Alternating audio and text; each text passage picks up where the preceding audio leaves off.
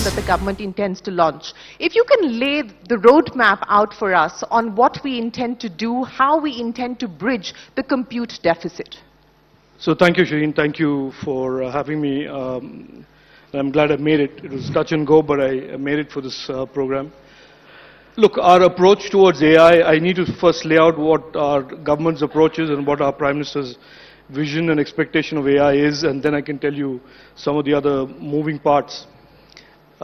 We see AI as a very significant bolt-on to this already galloping digital economy. So it is in some ways, we communicate this as a kinetic enabler of our digital economy. So we see a significant amount of growth that we will see come out of AI and the ecosystem that will develop.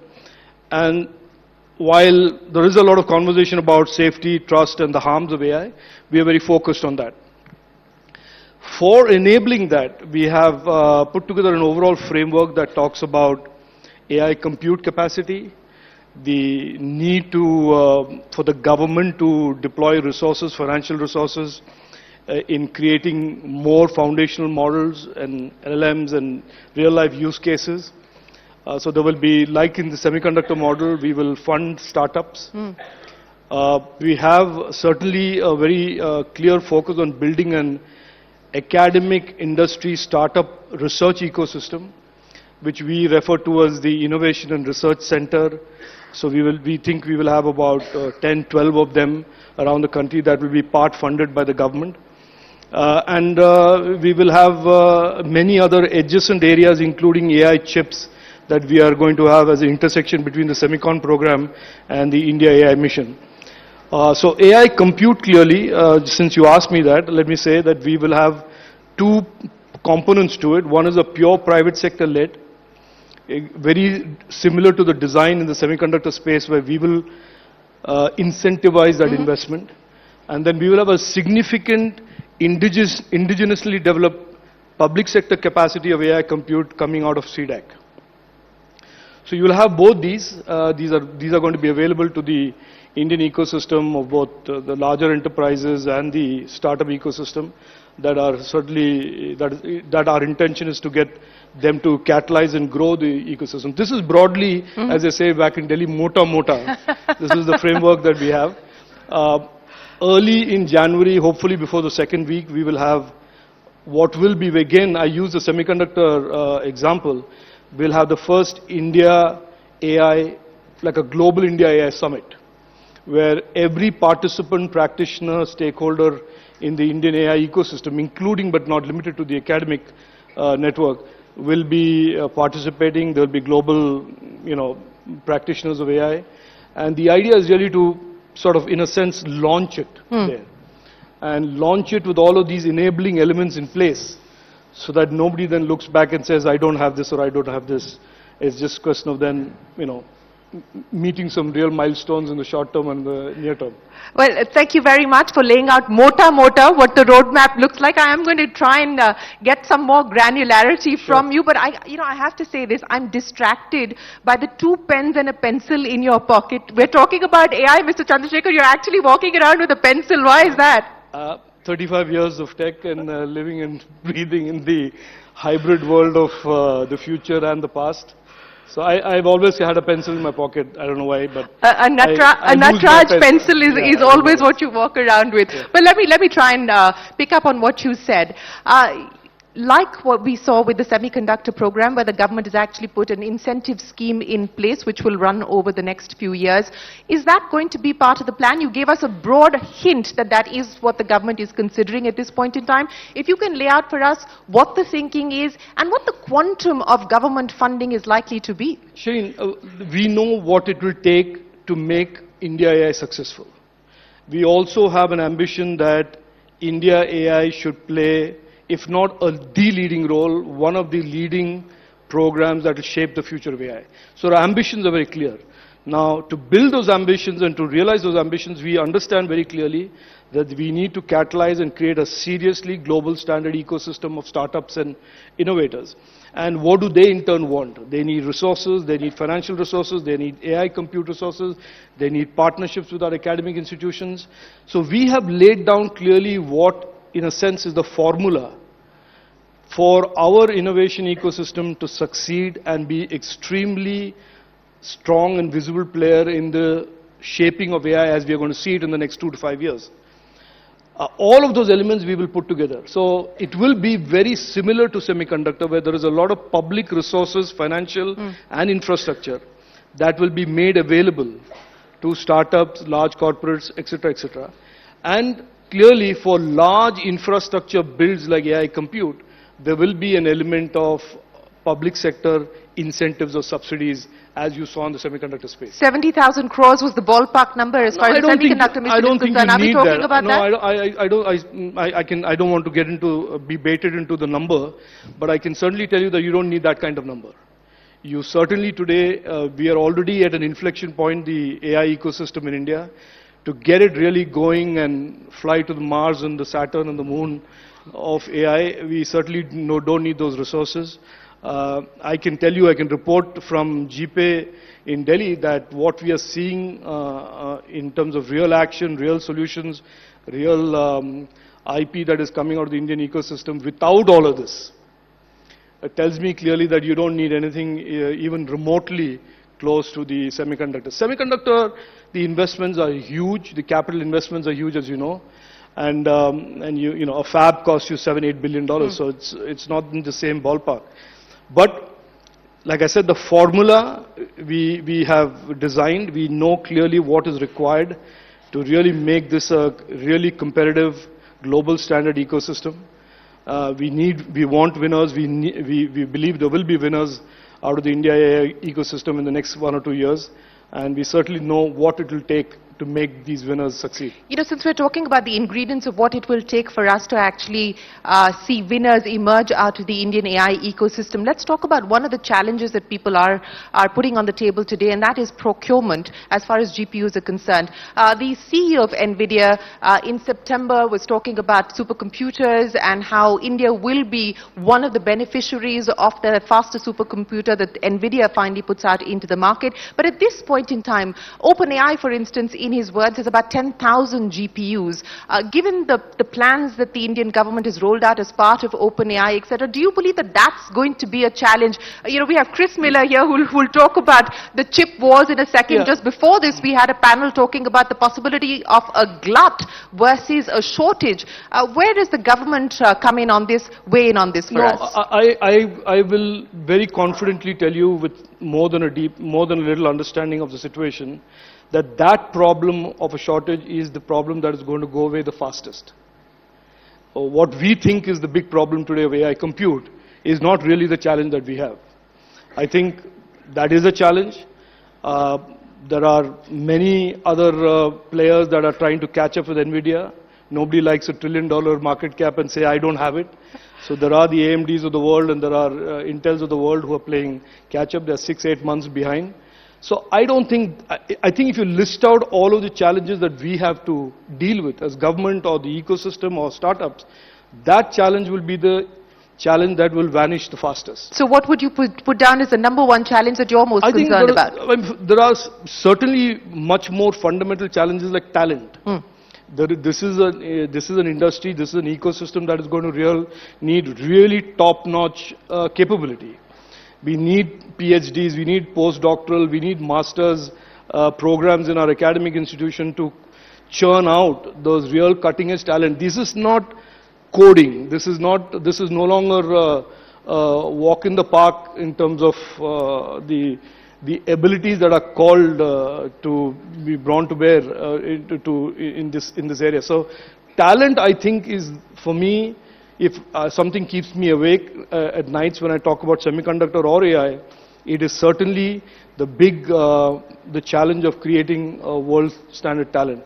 The infra pieces, I can assure you today to all of you here, and you can hold me responsible for the statement, that I think all of these other infra enabler pieces will get solved very quickly. And whether it's an NVIDIA GPU that is going to power it, or whether it's a mix of NVIDIA, AMD, x86, whatever, don't worry about that. I think what we really need to focus is how do we get our academic institutions to really start focusing on the kind of talent that this ecosystem will just sop up in the coming years. And do we have it now or don't we have it? If we have it, how good are they? Can we make them better? So I think those are the areas that I am focused on, creating these innovation and research centers that are housed as partnerships between startups and academic institutions. It's not something that we've done very well in. IIT, Dr. Junjunwal was here, that is an exception, a very visible exception to the general rule that academic institutions love pushing out degrees. I was in a program recently with a lot of vice chancellors, and I said, 15 years ago, the way you measured an institution was how many of them went and got hired by Google, or how many students went abroad.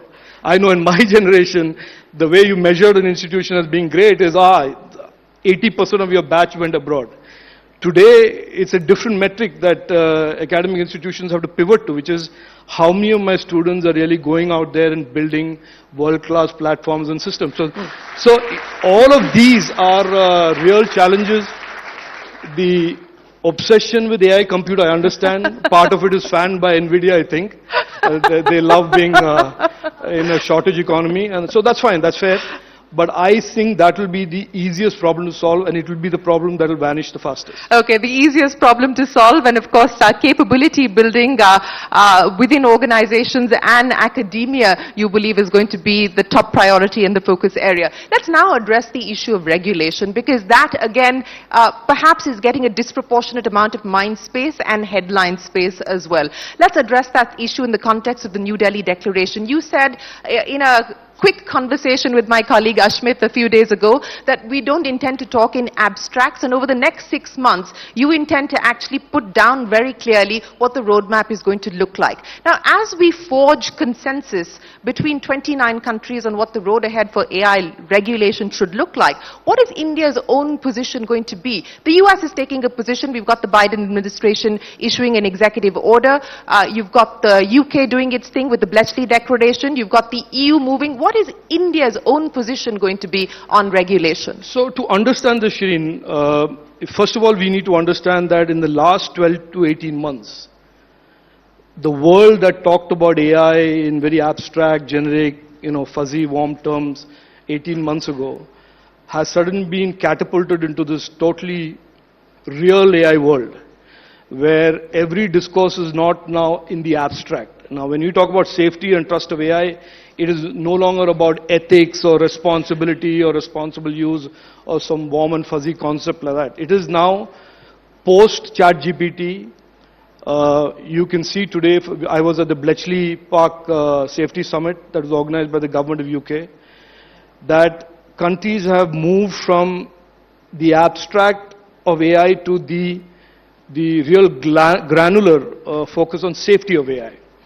And I said at Bletchley that I think we are making a mistake by correcting it so much that you are now creating a narrative that is demonizing AI. And I said very clearly, and this is the stand of the government, and you heard the Prime Minister say at GPA inaugural as well, we consider AI as fundamentally an empowering technology. It is the greatest invention of our times. It is the greatest empowering technology of the times. We believe that it can be used to do things in healthcare, disease, agriculture, governance, in ways that we would have taken years and decades to do. However, what the world did not notice in 10 years of social media about the safety and harm and user harms and criminality, we should certainly wake up to it now and create not an American framework or a European framework or an Indian framework, a global framework. The nature of the internet and our experiences with social media and the toxicity and the crime and the harms on it have shown us that notwithstanding any country having great rules and laws and regulations, Singapore has great laws, Australia has great laws, China has no laws but they have a great safe internet. So none of that works because of the ubiquitous nature. You're in a provocative mood, aren't you? With China, there's no need to be provoked. It's just stating the fact is enough. No, so the ubiquitous nature of the internet, and therefore the fact that almost 80-90% of cyber crimes, cyber harms are extra-jurisdictional. That means the perpetrator is in one jurisdiction, the victim is in a second, and the crime is in a third. So there is no way to avoid creating a global understanding on certain principles. So what GPay has done this year in New Delhi is to say, look, AI should be inclusive. It should certainly not be like the old model where a few countries have it and everybody else is a wannabe and want to have. So it should be inclusive. Second is that we need a global framework, and we need the global framework to be done very quickly, because in the next 6, 8, 10 months, AI is going to come at us, as Mustafa Sulaiman says in his book, The Coming Wave, in a way and form and shape that we are not even ready to anticipate or understand. So we need these things in place very quickly, and we need this as a granular set of principles and rules that all countries can follow, not in the abstract. If all of us keep saying AI should be responsible and AI should be ethical, that's certainly not enough, because I can assure you that one person's ethical interpretation of ethics is very different from the other. And then we'll have an ombudsman sitting there and adjudicating your ethics versus mine. Sure. So I think we need rules, we need some guidelines, we need principles. India has made some steps since 2021 on talking about openness, safety and trust and accountability, legal accountability of platforms. Our approach today towards AI, and this is for those practitioners in the room today, is through the prism of casting legal accountability on platforms for the safety and trust of that platform. So that is broadly our approach to it at this moment. And like I said, it will evolve. We think between Delhi's India AI launch and Slovenia, we have a conference in February, and then we will have something in June, July. In the next 6 months, hopefully, fingers crossed, we should have a broad understanding among countries of the world, if not all, but most, about what ought to be the guardrails, what ought to be the legal guardrails and accountability framework for AI platforms. No, and I agree with you. I think the same debate has happened as far as cryptocurrencies are concerned as well, because it is interjurisdictional, and so it doesn't make sense to have country-specific guardrails being put in place. The difference there, Shirin, if I may just interrupt, is that in crypto and in social media, the innovation ran so far ahead of regulation that everybody was playing catch-up. The opportunity we have in AI now is AI is at an inflection point. If we now agree on what ought to be the rules and guardrails that allow innovation as well as protect citizens and users from the harms, then we'll be at the right time. If you wait for another year, then this thing would have gone ahead again, and we would be playing catch-up. Governments would be playing catch-up, and people would be playing catch-up. You know, there are 2 points that I want to pick up on. One, of course, is this catch-up between innovation and regulation. I'll come to that in just a second. But I want to address the risks issue, because when the Prime Minister spoke, he, of course, spoke about the fact that AI is the 21st century's greatest development tool, or has the potential to be the 21st century's great development tool. But at the same time, he also said it poses the most significant danger to the 21st century as well. Now, as a government, what are you most concerned about? Because again, disproportionate headlines going into deep fakes, and how the government is most concerned about deep fakes, 7-day deadline given to fix accountability and clean this up and so on and so forth. But outside of that, what are the risks that you're most concerned about? There are many risks, and one of the things, Shireen, is to start now and trying to predict all the risks and the whole, the sort of a lay of the land of risks and harms of AI is, I don't think anybody in the room, even if you have a double PhD postdoctoral, will, even try and hazard a guess like that. I think what our approach is, make sure there are some principles. Make sure there's a list of harms and criminality as we see it today. And then keep adding to it as we encounter it. Malicious models, bias built into models and algorithms. There are so many things that can come at us at different ways from an AI model. However, deepfakes certainly is a classic example, because misinformation and patently false information is a disease that social media has spread and is causing, especially in democratic countries, harm to the power of, like almost intolerable. It creates divisions, it creates incitement, it creates fake narratives. So misinformation has been a problem with social media. Now imagine misinformation raised to the power of infinity, powered by AI, and Shireen Bhan is on TV today saying something abusive about Rajeev Chandrasekhar and that goes viral, or I am saying something about money control and that goes viral. I'm not being facetious. You get the point. I know. People who know me know that I would never say anything abusive about anybody. Yeah, exactly. And so people will get a bit agitated if they see you doing it. So that's the point I'm saying, that in a society like ours, we have 850 million Indians on the internet. We are going to be 1.2 billion Indians by 25, 26. There are different types of people, old, young, women, men, rural, urban, highly literate, not so literate. And then if you have this phenomenon of deepfakes, which I have seen today that are going viral at 100x, 150x in terms of the velocity and acceleration of these things vis-a-vis the truth. In a society like ours, it really is a problem. So PM, the Honorable PM raised that as an issue because in a country like ours where democracy is sacrosanct, the electoral process should be as unimpacted by these kind of things. Deep fakes have, and AI therefore has, a very, very significant power to alter, distort, disrupt, create problems. And it is an issue that we are very, very serious about. And I think the days when there was a little, please do it if you can. You'll be a good platform if you can. I'll buy you an extra coffee if you do a good job. That is all gone now, because we are now linking almost every one of the safeguards and guardrails to the criminal law.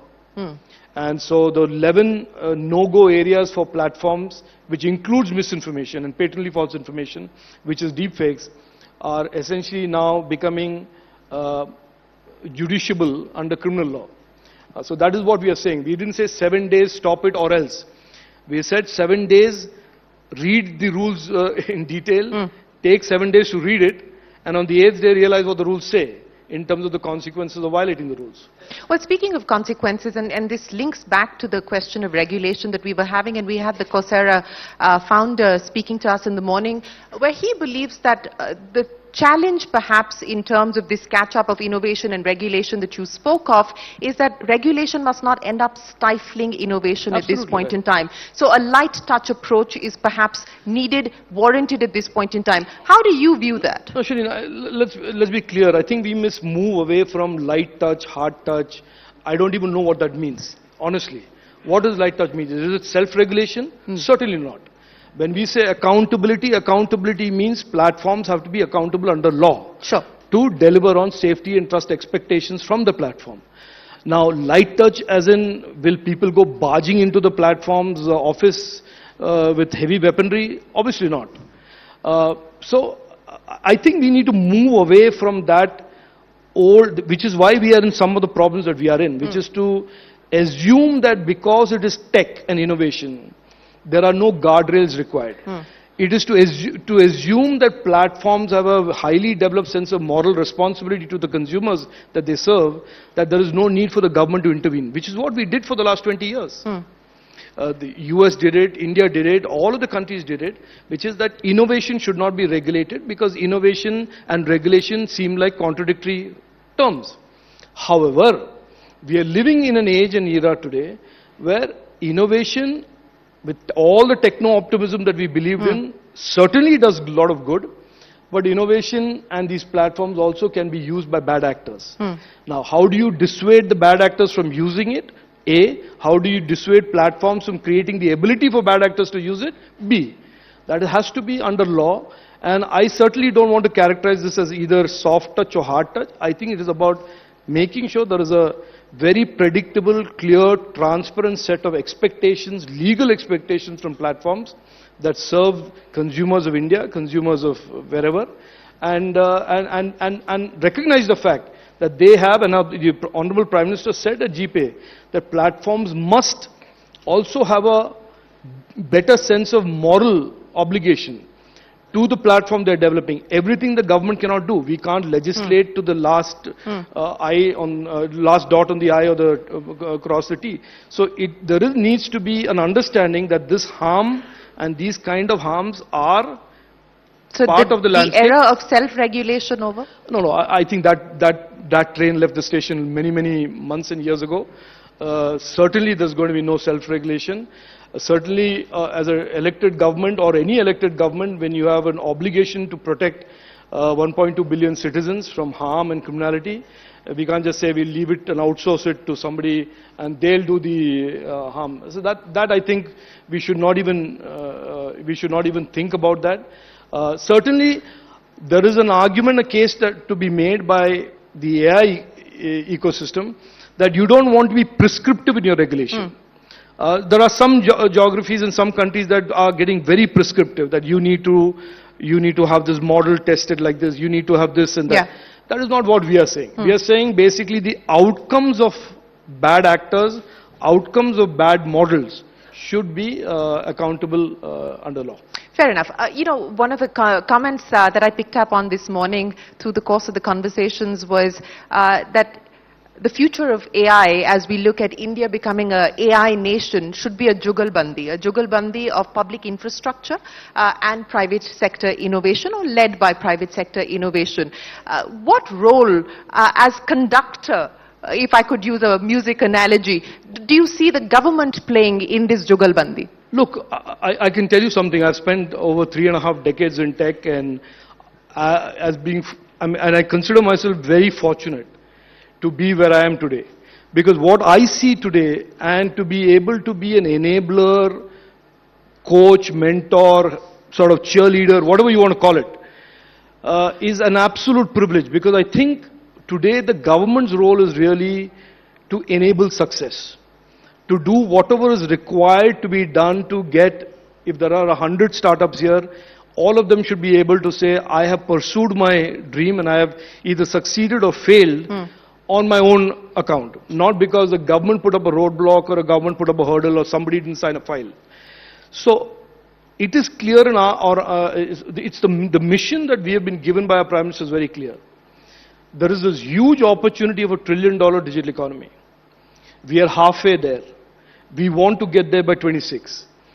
AI, semiconductors, electronics, these are all big pieces of that. We as the government will sit and do 24/7, 7 days a week, 365 days a year to make those ambitions come true, not as implemented by the government, but implemented by hundreds and thousands of startups and companies and innovators all around the country. And I think you've seen that in the DPI, you've seen that in fintech, where a government use case has created one of the world's largest fintech ecosystem.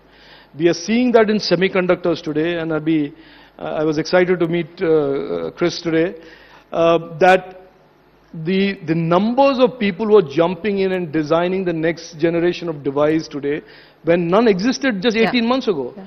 I see the same thing happening in AI. So we will play the role of cheerleader, albeit with dhoti and kurta, no skirts. And we will play the role of an enabler to the best of our ability. And I'm absolutely convinced that this partnership of the government and young Indians all around the country is going to take us over the top and make us the third largest economy soon. We look forward to much more of that cheerleading. But let me end by asking you, you gave us examples of what the government has been able to do in being able to leverage the digital public infrastructure and what we've seen now as far as UPI is concerned, what we're likely to see with ONDC. What's the next big moment that you envisage at this point in time, given the pipes that have already been laid as well as the priorities that the government has? What's going to be the next big thing? I think you will see a significant acceleration of the digitalization of our economy. MSMEs today that have had a patchy record of digitalization are going to now digitalize very rapidly, accelerate. The government has had digitalization in many silos. You will see a very accelerated all of government type of digitalization. And I think the India DPI story is just going to get better, bigger, with more and more opportunities for startups to innovate around that India DPI. It's not a static situation. There's going to be AI in that. There's going to be a lot of intelligence and smarts built into what we are doing digitally. So I think, look, I say this when I go to any college. This is certainly, if you're a young techie starting out, This is certainly the most exciting time in the history of India. And I must say one thing, that you're the luckiest generation ever in independent India's history. So you guys are lucky. I hope you just take care of, use the opportunity and do good. Well, the luckiest generation in the words of Rajeev Chandrasekhar. So make good use of that opportunity. I'll end by asking you, do you chat GPT or Bard, or I mean, are you using artificial intelligence yourself? I'm all over the place. You're all over the place. That's not a very nice thing to say. No, I'm all over the place, as in I'm on all of them. I'm a platform agnostic, as I should be. I'm also on the dark internet, so if you see me in a chat room there and you see somebody who's got a moniker of a minister, that's me, trying to eavesdrop and see what you guys are talking about. So. Omnipresent Rajeev Chandrasekhar, many thanks for joining us. Ladies and gentlemen, a big round of applause for the Minister for joining us here this afternoon. I'm going to request you to just stay on for a couple of minutes more.